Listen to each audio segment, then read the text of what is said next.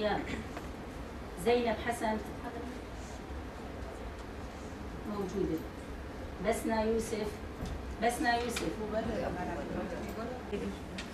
عالية صالح موجودة. كلثوم الأحمد غياب مبرر.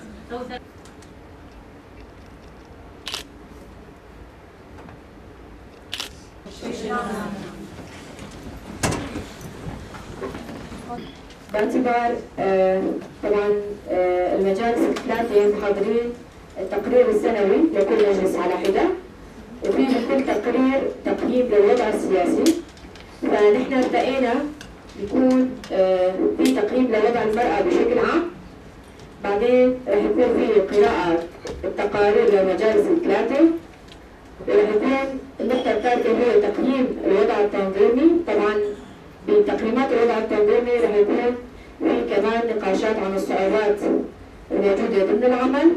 والنقطة الرابعة رح تكون بوضع خطة عمل أو برنامج عمل لعام 2023 على مستوى منسقية المرأة للإدارة في إقليم الجزيرة.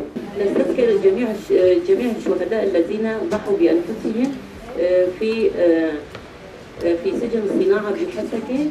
نستذكر جميع الشهداء، وكذلك نحن قدام عام جديد لفعالية ذكرى تأسيس الإدارة الذاتية.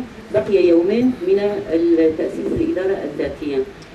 في هذا الشهر نحن نقوم بفعاليات بتأسيس الإدارة الذاتية، وبنفس الوقت بشن العدوان التركي على مناطقنا في الحسكة وفي عفرين. هذا هو هدفنا الأساسي في أن نقوم بتحرير هذه المناطق من أيدي العدوان التركي. لذلك نحن نقوم وبنفس الوقت نقوم بفعاليات من جميع الجوانب من ناحية المرأة، بأن المرأة تأخذ مكانها في الإدارة الذاتية. يجب أن نقيم عملنا في عام 2022 بأن نقوم بتقييم عملنا مدى يكون الصعوبات والعوائق قدامنا خلال 2022 وماذا يكون برنامجنا خلال 2023.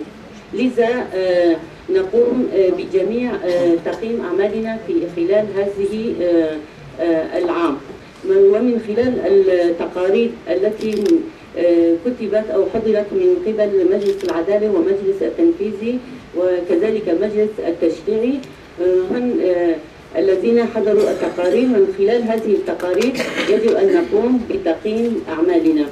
لذلك أن الإدارة الذاتية خلال هذه الأعوام 9 الأعوام التي مضت نحن قمنا بكثير من الإنجازات وقمنا بكثير من المكتسبات خلال هذه الأعوام.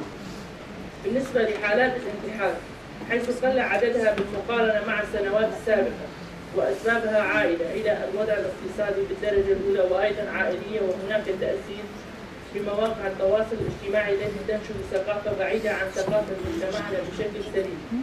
وأيضا من أسباب الانتحار حالات الاكتئاب والأمراض النفسية وإجبار المرأة على الزواج، قلة الاهتمام من قبل الزوج وعدم السماح لها بممارسة أبسط حقوقها والضغط عليها. لها ملك للرجل والعائلة وله الحق التصرف فيها كيفما يشاء. واستفاد منها 8698 رجال ونساء. قامت مجلس المرأة للعدالة الاجتماعية بافتتاح 5 ورش تدريبية في كل مقام شورميلان، الحسكة، عمودة، الدرباسية. ومع تعثر نظام العولمة المكون من اقتصاد السوق الرأسمالي والسياسات الديمقراطية الليبرالية، يظهر أمامنا نموذج جديد أخذ بالظهور يعمل على صهر الدولة السياسية والقومية الثقافية والاقتصادية التجاري في وعاء واحد. وما الحرب الروسية الأوكرانية إلا جزء من المفرزات والتداعيات التي تنتجها الأنظمة الرأسمالية الشرقية والغربية بصدد الصراع على مركز الهيمنة. وفي خضم هذه التحولات قامت روسيا بتوسيع منطقة نفوذها من خلال شن عملية عسكرية لغزو أوكرانيا وتقويض المنطقة لحلول تخدم مصالحها الاستراتيجية. وضع المرأة تطور، إلا أنها فشلت في ذلك بسبب تغييب وتهميش دور أحد العناصر الأساسية، الحفاظ على توازن وارتباط المكونات، عدم السماح لخروج الصراعات والحروب التي تهدد تقليل من مكانها وشأنها في المجتمع.